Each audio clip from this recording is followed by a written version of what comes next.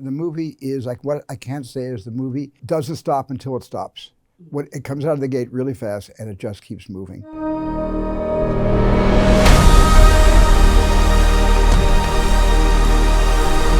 This 79-year terror campaign of lies has to end. What are you gonna do? Full disclosure to the whole world.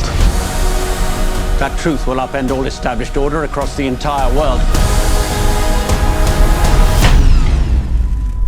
If you do this, there's no undoing it. Hello, everyone. I'm Jacqueline Coley, and I'll welcome you all to the big ticket interview for Disclosure Day. I'm here with Mr. Steven Spielberg and Colman Domingo. Gentlemen, welcome. Thank you. Thank you. So excited for this movie. Listen, I've been a fan of your filmography for forever, and I think it's crazy to think it's been a while since you've gone back into sci-fi, aliens, and invasion. So I'd love to hear what was the lightning spark. What sort of made you say this is the time to, I don't know, go back to it? Well, you know, when I was making Close Encounters, which is 50 years ago. Don't say that. 50 years ago is when we were filming, and it came out in, 1977. So when I was making that film, I did a lot of research, and I really got to the edge of really believing that something was happening in our skies that we weren't being told about. But the imaginative part of Close Encounters kind of captured me, and I wrote it from my heart. It was sort of a wish fulfillment story, hoping that maybe a little bit of what I'm talking about in this picture might be true, but wasn't sure back then. And then 50 years goes by, and I made Disclosure Day because I really believe that things that I was only hoping were true back then are things that are actually happening now, today. No, I saw your talk at South by Southwest that set the internet alight where you said they're among us. I mean, look, I do feel like they're all around us. I mean, you can't not feel it when you see Artemis 2 and all of that stuff. And I feel like your character, Colman, is probably the person that's like maybe saying that we didn't go up there. Like, I don't know what your character is, but he definitely seems to be somebody interested in the truth and doesn't believe the truth is being told. So I'd love for you could tell us more about him. Listen, I'll tell you what I believe is interesting about him. He has a lot of faith in the possibility of what we could become if we invite this in. He's got just faith. There's a lot of questions, I think, in the film of there's a race for information more than anything. And I think that I think that we can see in the trailer that he has a connection to it in some way, shape, or form. I won't tell you exactly what that is, but he does feel connected in some way. And this possibility that UAPs exist, that probably, the things that that we know, that we've had congressional hearings on this. Fair, yeah. And I think that he's someone who's leaning into it. But I think that there's a race in many ways to figure out what is best for us as a civilization. You have him trained so well. He's so good. I said a lot of things without saying anything, didn't I? Do you want to run? Better at that than I am. Do you want to run for office? I'm coming to you next. I'm going to learn from Colman now. Okay, maybe this can give me a little bit, because you're not even telling me this person's name, and I feel like at this point I'm even scared to ask, but can you tell me who maybe you would look at for research for how you would want to embody this person? Is there somebody that we could maybe look to be like, I was pulling from things like this? Listen, and in a lot of research we started, Steven was sharing a lot of documentary things with me, interviews, people who have been really out there, whether they, had experiences or whether they've been working with people who've had experiences. So for me, it's downloading a lot of information to make some assessments for myself. What do I believe as well? Were people lying or are they telling the truth? Because there are many, many different ways to unpack this information. And when you look at, there's many, many observations that's been done on groups of people, whole towns that have had visitations in many ways. And, it's been debunked in many ways, sometimes by authorities. But I feel like it's really about grappling with the truth and really just to take everyone's experience as being sincere and not, trying to manipulate it in some way, shape, or form. Because I think people are trying to control whether or not we have had these experiences or not. I love it. I'm not even asking you, what's his name?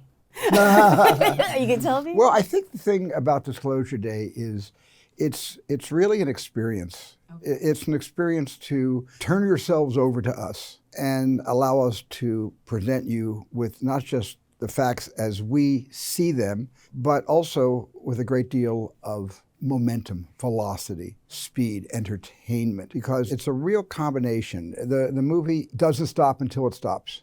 It comes out of the gate really fast, and it just keeps moving. And a lot of things happen along the way, and there's a lot of revelations, and there's a lot of emotion, and you're really going to feel something when you get into the story.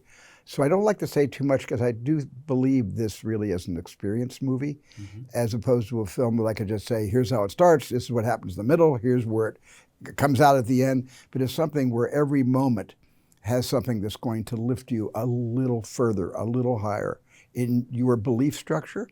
And if you're not really inclined to believe any of this, at least it's going to take you to the end of this journey in a way that's going to pop your eyes out and make your heart beat real fast. Oh, I dig that. And I think the beautiful thing of what Steven has created with this film is that there are many people that you can identify yourself with. You can find yourself in the story, and then you'll be challenged, because I feel like that's the nature of it. You know, with this experience that will happen, you have to transform in some way, or have to rethink what you know. And I think that's the most beautiful thing. Wow, I got so much from the trailer, but I didn't get any of this. I feel like I would take 3 or 4 watchings to really understand the tone of what you're going for in this film. Like I'm already intrigued about the fact that I feel it's so layered. Maybe can you tell us of your previous films which tone it leans into? I mean, like E.T. was very hopeful, and maybe even Close Encounters, but then something like War of the Worlds feels more... Well, War of the Worlds was a very dark movie.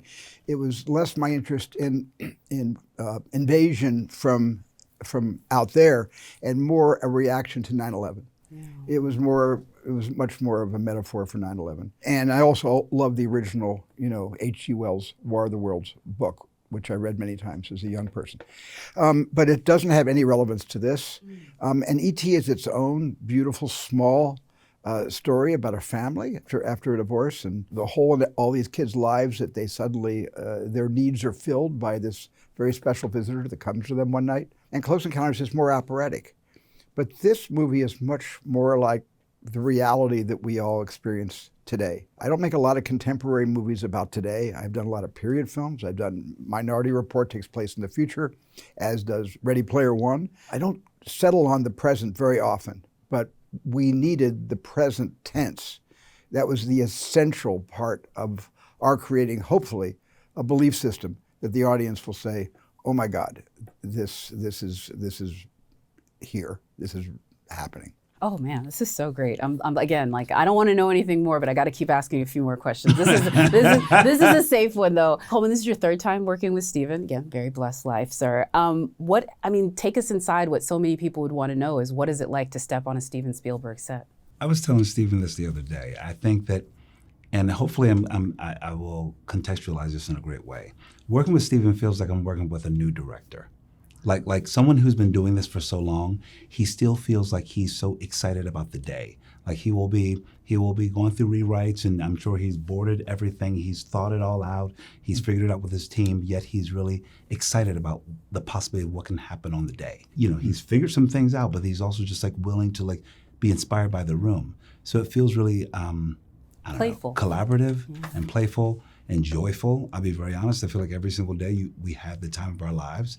There's one time he asked me to toot the horn of a fire truck, which was incredible, and they just kept going. He said, "Do it again, do it again," and just having some playful moments, but also. And that's not even in the movie. It's not in the movie. I just wanted to I'm just saying it. because it's not in the movie. He wanted to hear it because it was a moment. It was a moment of joy, profound joy for everyone who's working these long days, and really, and also it's really. I'm telling you, he sets you up for some work that you're not even quite sure you can deliver on, but he has faith in you, and he's brought you into his world to say, oh, I believe you can do it. Like, he's got, we've seen Steven Spielberg movies with his incredible one-ers and this crane shots and lots of things happening, and he gives you this incredible direction and gives you nuances, and you're like, okay, I want to get all of this.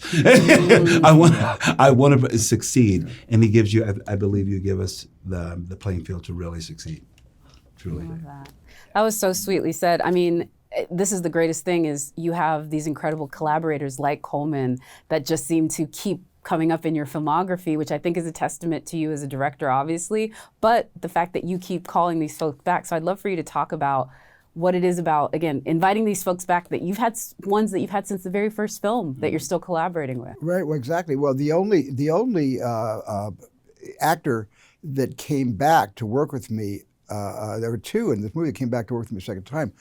Colman came back because Colman did Lincoln at the very beginning of his movie career. And Eve Hewson came back to play a character in this film, and she played Tom Hanks' daughter in Bridge of Spies. Oh, wow. But everyone else is new. I've never worked with Emily Blunt, who's a miracle. I've never worked with Colin Firth as much as I've always wanted to. I think he's a genius. And this incredible young British actor, Josh O'Connor. Hopefully this is the movie that's going to bring him to everyone's attention. Oh, really? Oh, Yeah, my he's goodness. divine in Oh, this. well, I love Josh O'Connor. I mean, Yeah. I've been a fan for so very long, but I love that you're going to take him to the next level. I guess, I mean, at this point, anything else from the rest of the cast? I mean, you've already like kind of enumerated them. Coleman, did you have a favorite moment with somebody? Because you're preaching a lot in this one. I don't even know who you're talking to in the trailer. Well, listen, but the beautiful thing is I think Steven has created an incredible ensemble. Truly, it's a beautiful ensemble. We all play off each other so very well. We all have very clear objectives in the film. But it's a joyful, we laugh a lot. We had a great time making it. We didn't, but the characters don't laugh a lot. Yeah, exactly, which is wild. Exactly. But they do. But sometimes there's some really kind of beautiful, amazing humor in this, in places and areas you won't expect. Yeah. Anything could possibly be funny. But humanity also, reality, invites a kind of sometimes almost what you could call a sort of macabre humor. When people find themselves in situations and they let the steam out or just to make themselves less fearful, they got to say something that's a bit self-deprecating. And so there's some of that in the story too. So it's real. It's very realistic.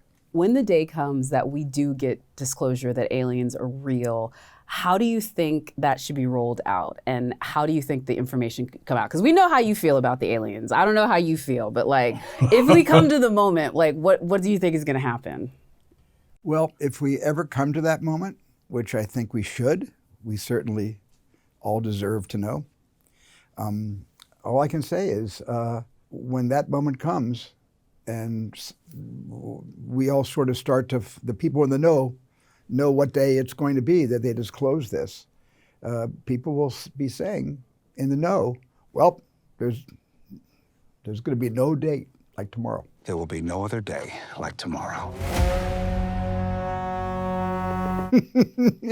Listen, that's a mic drop right That's there. the I have mic nothing to drop say right after there. that. Well, thank you, gentlemen, so much. And I want to remind everyone that Disclosure Day will be in theaters on June 12th, and you can pick tickets up now on Fandango.